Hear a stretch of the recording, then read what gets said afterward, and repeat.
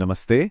आज हम बात करने वाले हैं भारतीय नागरिक सुरक्षा संहिता या बीएनएसएस के बारे में और इसके तहत हिरासत के जो नए नियम हैं उनको समझेंगे। सबसे बड़ा सवाल यह है कि पुलिस किसी को कितनी देर तक हिरासत में रख सकती है। चलिए इसी सवाल का जवाब ढूंढते हैं। तो देखिए, हम इस पूरी प्रक्रिया को 5 हिस्सों में तोड़कर समझेंगे। सबसे पहले गिरफ्तारी के ठीक बाद क्या होता है, मतलब जैसे ही घड़ी शुरू होती है। फिर 24 घंटे के बाद मजिस्ट्रेट का क्या रोल होता है। इसके बाद हम देखेंगे 60 और 90 दिन की जो लिमिट है वो क्या है, और हाँ, ये डिफ़ॉल्ट बेल क्या बला है, और आखिर में नए कानून में क्या कुछ बदला है उस पर भी नजर डालेंगे। तो चलिए एकदम शुरुआत से शुरू करते हैं।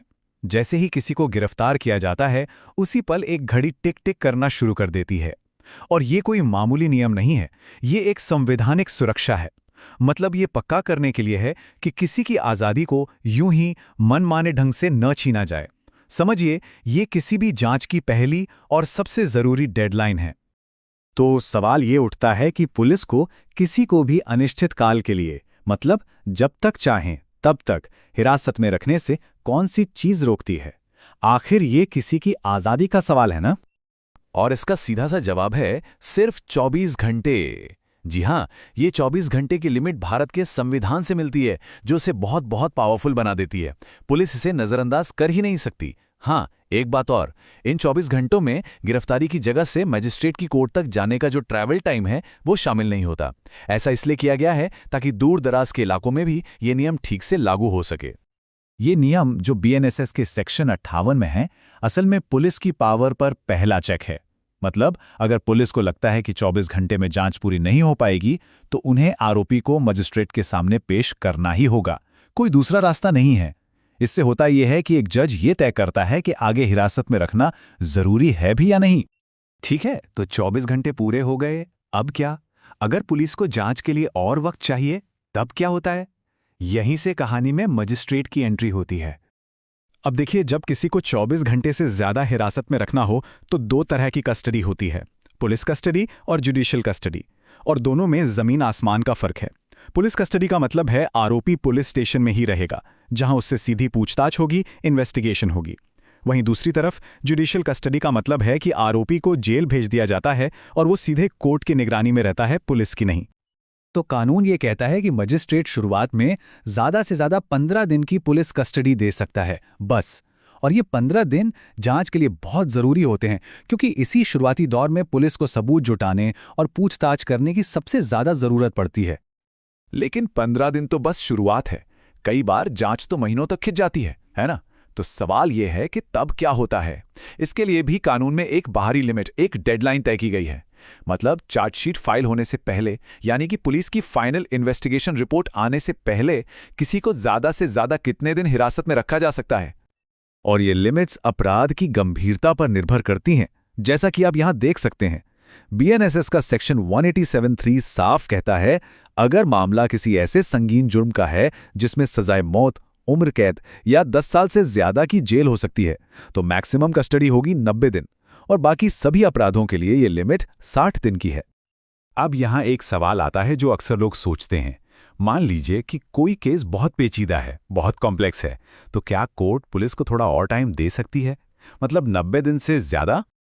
इसका जवाब है बिल्कुल नहीं, और ये बात मैं नहीं, खुद सुप्रीम कोर्ट कह चुका है। अचपाल केस में कोर्ट ने साफ साफ कहा था कि ये 60 या 90 दिन की जो डेडलाइन है वो पत्थर की लकीर है, इसे कोई भी कोर्ट अपनी मर्जी से बढ़ा नहीं सकता। ये अधिकार सिर्फ संसद या राज्य विधानमंडल के पास है। तो फिर सवाल ये है कि अगर पुलिस इन 60 या 90 दिनों में अपनी जांच पूरी नहीं कर पाई तो तब क्या होगा? यहीं पर एक बहुत ही जरूरी कॉन्सेप्ट आता है जिसे कहते हैं डिफॉल्ट बेल, और ये किसी भी आरोपी के लिए एक बहुत बड़ा सुरक्षा कवच। तो डिफ़ॉल्ट बेल, जिसे स्टैच्यूटरी बेल भी कहते हैं, ये असल में एक अधिकार है। ये अधिकार आरोपी को तब मिलता है जब पुलिस तय समय यानी 60 या 90 दिन के अंदर अपनी जांच पूरी करके चार्जशीट फाइल नहीं कर पाती। ये उसी कानूनी घड़ी का नतीजा है जो गिरफ्तारी के साथ शुरू हुई थी। समय खत्म तो खेल का नियम बदल जाता है। कानूनी भाषा में इसके लिए एक बहुत भारी भरकम शब्द है, इनडिफीजिबल राइट।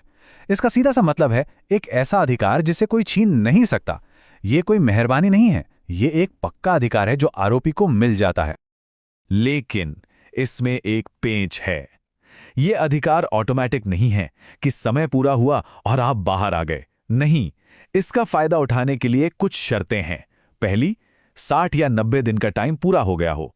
दूसरी, पुलिस ने चार्जशीट फाइल न की हो। और सबसे जरूरी, आरोपी को खुद जमानत के लिए अप्लाई करना होगा। और यहां टाइमिंग ही सब कुछ है। अगर आरोपी के अप्लाई करने से 1 मिनट पहले भी चार्जशीट फाइल हो गई तो यह अधिकार खत्म हो जाता है। चलिए, अब आते हैं इस चर्चा के आखिरी हिस्से पर। देखते हैं कि इस नए कानून यानी बीएनएसएस में क्या बड़े बदलाव या क्लैरिफिकेशंस किए गए हैं। ये नए कानून का शायद सबसे बड़ा बदलाव है। देखिए, पहले क्या होता था, पुलिस को जो 15 दिन की कस्टडी चाहिए होती थी वो उन्हें गिरफ्तारी की ठीक बाद एक ही बार में लेनी पड़ती थी।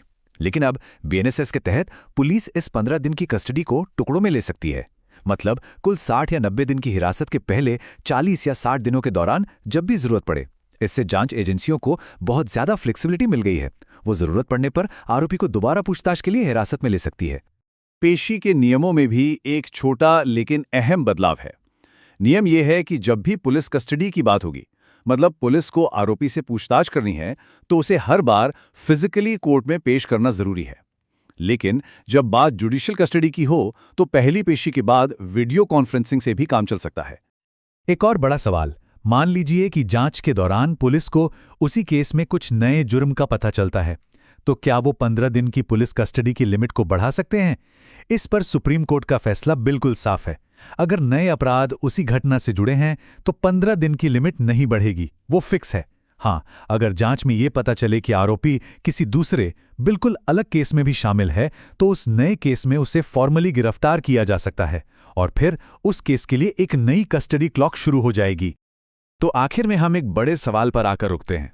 ये जो नए, ज्यादा लचीले नियम बनाए गए हैं, ये जांच की जरूरतों और एक व्यक्ति की आज़ादी के बीच जो नाजुक सा बैलेंस है, उसे कैसे प्रभावित करते हैं? क्या ये लचीलापन जांच के लिए जरूरी है या फिर इससे किसी के अधिकारों का हनन हो सकता है? ये एक ऐसा सवाल है जिस पर सोचने की जरूरत है। आज के लिए बस इतना ही। जुड़ने के लिए शुक्रिया।